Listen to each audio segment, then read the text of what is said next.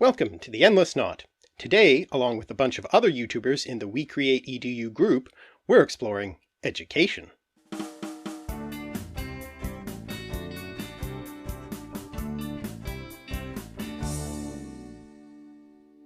The word education comes from Latin ex, meaning out of, and ducere, meaning to lead, so literally to lead out of.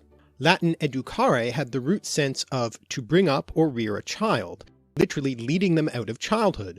Since the main job of child rearing is education, I suppose, the word gained its more specific sense. But thinking about this etymology helps us to understand education and its history in a number of ways, because it can be said that the history of education is the history of civilization. One of the purposes of education is to perpetuate and extend a culture's values and knowledge into the future. So therefore, the content of education is culturally specific. Education reflects societal values. And so we can think of education as a kind of leading or directing in more ways than one. And we can see similar notions in other words to do with education, such as the Germanic-derived word learn. It comes from the Proto-Indo-European root leis, meaning track or furrow, so the underlying sense here is to gain experience by following a track. Closely related is the word lore, something that is learned. And similarly, the word curriculum, closely related to the word course, literally means a running, coming from the Proto-Indo-European root kers, meaning run. So let's follow the track or course of history of education in the Western world and see where it leads us. Formal education, based around the written word, really begins in the Western world with ancient Greece, after the introduction of the alphabet. And when we're talking about education in ancient Greece, due to the nature of our sources, we're really talking about the city of Athens in the 5th to 4th centuries, where students from citizen families could receive a basic, relatively low-cost education preparing them for citizenship, oratory, and ethics. So it's no coincidence that the birthplace of Western democracy valued civic responsibility so highly that their educational system was largely geared towards preparing young elite men for public life and taking part in the democratic process. However, it should be stressed that this was not state-funded education, but paid for through tuition fees to private tutors, so not everyone could afford it, and it was intended for only those who were allowed to participate in the democracy, Athenian citizen men, not slaves, foreigners, or women. Only Sparta had a publicly funded education, and it was primarily in the martial arts, not academics. In Athens, physical education, academics, and arts were covered in different schools. Paidotribes, from pais meaning child, since the whole point of education was transforming young boys into men, covered gymnastics and general physical education. The Kitharistes, named after the kithara or lyre, covered music and lyric poetry. And the Grammatistes, unsurprisingly, taught reading, writing, and arithmetic, as well as literature. And accompanying these young boys to school as attendant and guard was a slave known as paidagogos, meaning literally child leading. From this we get the words pedagogue and pedagogy, even though originally that slave didn't actually teach the boy he attended. We also get the word encyclopedia from this child root. The phrase enkyklaios paideia referred to a general education, literally meaning circle of child rearing. And from this general education idea, it was eventually turned into a word for a book of general knowledge. But getting back to the Greek education in Athens, after the basic course of schooling, students then had the option to go on to higher education, either in a practical art, such as medicine or architecture, or in philosophy. And this is where the famous teachers such as Socrates, Plato, and Aristotle come into the picture, as they each founded their own school. These were really just groups of students who met in some often outdoor location to listen to the teachings of their masters. Plato's students happened to meet in a grove honoring the Athenian hero Academos, and so his school came to be known as the Academia, and that's where we get the word academic from. Moving from Greece to Rome, we can see a strong continuity in educational practices, with an emphasis on rhetoric and oratory, important to Roman public life in their republican system, though physical education and music dropped out of the main curriculum. And it's from this period that we get the beginnings of the notion of a liberal arts education, because in Latin, liberalis meant free, so a liberal education was an education fit for freeborn people, not slaves, though in practice it was much more available to the higher classes. And of course, education is still a classist institution today, though we often pretend it isn't, with the better schools in the richer neighborhoods and university tuition fees restricting higher education to those who can afford to pay for it, and different types of universities open to people with more money. And this is a notion that's also expressed in the word school itself, which comes from Greek schole, meaning leisure. It wasn't that school itself was leisurely, but that to be able to go to school one had to have the leisure time away from working, the leisured class as it were. The Romans had a similar notion in their word for school, ludus, a word which could also mean play, game, diversion. And that leisure was possible in large part because both Athens and Rome were slave-owning societies, so the leisure to go to school was dependent on a large and very unleisured class.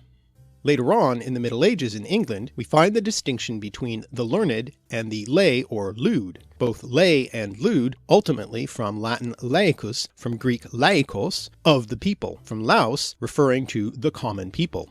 In the Middle Ages, education was mostly to be found in the church, hence the learned lay distinction, and if you weren't educated you were lewd, a word which in later times gained a distinctly pejorative sense. One of the major differences between Roman and Greek education was that girls often received some education in Rome. Roman education was divided into 3 levels. The teacher of the first level was called the ludi magister, literally schoolmaster, and taught the basics of reading, writing, and arithmetic to boys and girls from about 7 to 11 years of age. After that, students aged 12 to 15 would be taught grammar and literature by a grammaticus, and then boys over 16 could move on to the rhetor to learn rhetoric. Girls wouldn't go on to that level though, since they'd have no opportunity for public speaking. Many, if not most of those teachers would have themselves been slaves or ex-slaves, so again, the leisure that allowed the students time to learn the liberal arts was a direct result of labour by slaves.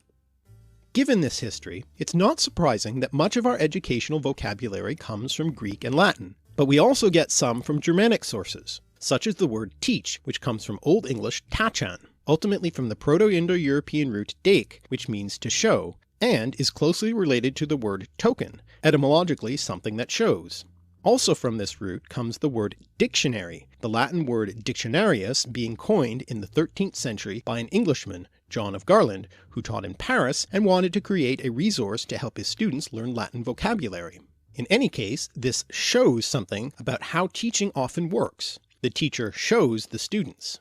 For the students, of course, this can mean a lot of work, and that's etymologically appropriate because student comes from Latin studere, meaning to be eager, take pains, strive after, thus implying great effort, and is ultimately from a Proto-Indo-European root steu, meaning to hit.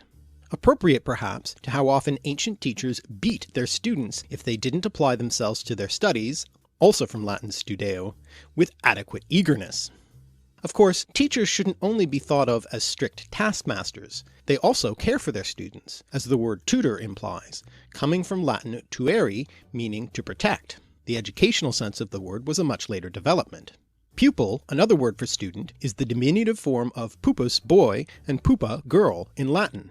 There's a flavour of small cuteness in this root, which also gives us puppy and puppet. And Latin pupilla could also be used to mean doll, from which, believe it or not, we get pupil in the sense of the dark aperture in the eye, because if you look in someone's eye, you can sometimes see a little doll-like version of yourself reflected. In Latin, the main word for student was discipulus, from which we get disciple, as in the students and followers of Jesus. This word comes from the Latin discere, meaning to learn, ultimately from the Proto-Indo-European root dec, meaning to take or accept. And interestingly, this root also leads to the Latin word docere, meaning to teach, which gives English the word doctor, the highest class of teacher, I suppose. So now that we've got the students and the teacher, we've got the whole classroom ready. But where does the word class come from? Well, it's etymologically an interesting one, coming from Latin classis, which originally referred to the Roman people under arms, in other words, the army or fleet. The underlying sense is a call to arms, as the word comes from a Proto-Indo-European root meaning to shout. The word eventually broadened in sense to refer to classes or groups of people, and then groups of anything. In English, it came to refer to a group of students around 1600, but we also have the older sense of the word in such expressions as social class. It also came to refer specifically to the highest class of something, hence classical, as in classical music, supposedly the highest genre of music, originally used to distinguish the music of Mozart and his contemporaries from the later music of the Romantic period, and later still to make a distinction between the older music and the music of the 20th century and beyond. In literary circles we similarly refer to classic literature, implying it's better than all this modern stuff. But this also points us towards the importance of the classical world, that is classical Greece and Rome, to our story of education. When ancient culture was rediscovered during the Renaissance, it was referred to as classical, implying that it was better than the medieval period that had followed. And when it was all readopted and copied, we refer to that period in the 18th century as neoclassical. And so that's what we refer to as a classical education now, an education in the culture of the classical world. Not necessarily an education like students received in ancient times, though it was something of a return to the Greek model, downplaying all the theological education of the medieval world. So the education of the early modern period involved classical languages like Latin and Greek, as well as the natural sciences. So what about education in that medieval period? Well, the main educator at that time was the church. Students could attend a monastic or cathedral school in order to become a member of the clergy or to become a scribe. As the values of society shifted, so too did the emphasis of that education. Whereas Greek and Roman educations emphasized public life and citizenship, the medieval education was all about preparing not for this life, but for the next life after death. Physical exercise was out, and textual study was definitely in.